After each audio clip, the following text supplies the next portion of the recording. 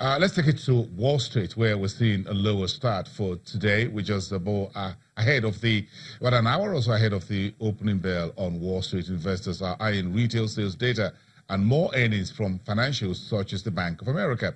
The Dow Jones Industrial Average futures were down 0.34%.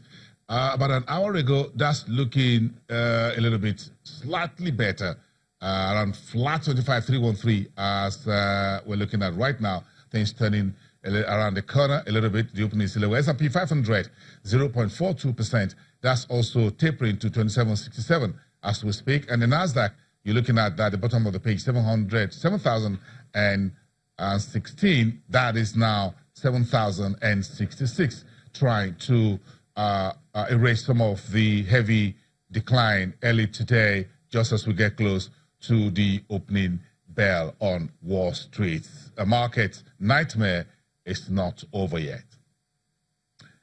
So how do we know that? The market in Asia is finished for this Monday, slipping as investors remain cautious following global losses last week.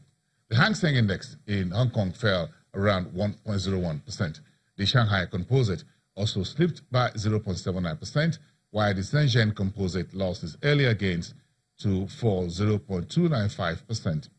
In Japan, the broad Nikkei 225 fell 1.43%, while the Topix Index slipped by 1.14%, with most sectors on the market trending lower. The South Korea's Kospi also saw losses of about 0.5%, with industry heavyweight Samsung Electronics sliding 0.8%. In Australia, the ASX 200 was down 1.12% as most sectors continued to trade in negative territory.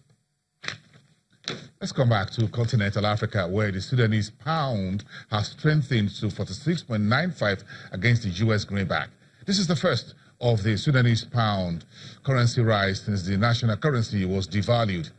Following the steep devaluation introduced last Sunday, a team of bank executives and exchange houses designated to set the exchange rate on a daily basis kept the Sudanese pound at a steady 47.5 on the U.S. dollar. Sudan has been reeling from an acute shortage of foreign currency, an increasingly expensive black market for dollars that has sapped the country's ability to import and made prices soar. Okay, so which is the best company as the best employer in Africa? Okay, this is the result from Forbes. Safaricom has been named the best employer in Africa, and this is the 7th in the world. Forbes Business Magazine just ranked 500 publicly traded companies from 60 countries around the world.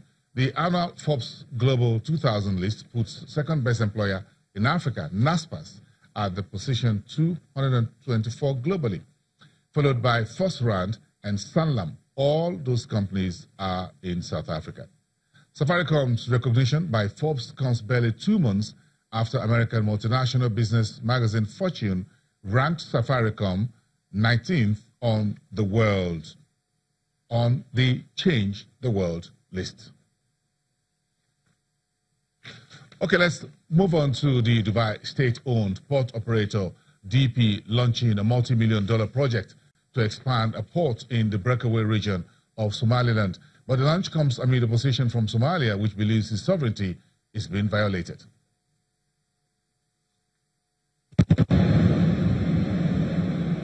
Dubai state-owned port operator DP World has launched a $101 million project to expand a port in the breakaway region of Somaliland. Somaliland broke away from Somalia in 1991 and has acted as a de facto independent state since then, but it's not internationally recognized. In our region, Horn of Africa, now there are a lot of conflicts going around. And most of the conflicts are because of unemployment of the youth. Maybe 70% of our youth is unemployed. The region was not stable for a long time. So the investment of DP World and other companies from any other country, it will be beneficial to the whole region. The United Arab Emirates Dubai government owns DP World. DP World said the first phase of expansion will consist of constructing a 400-meter quay as well as the development of a free zone with Emirati from Shafa Al Nawda, the contractor.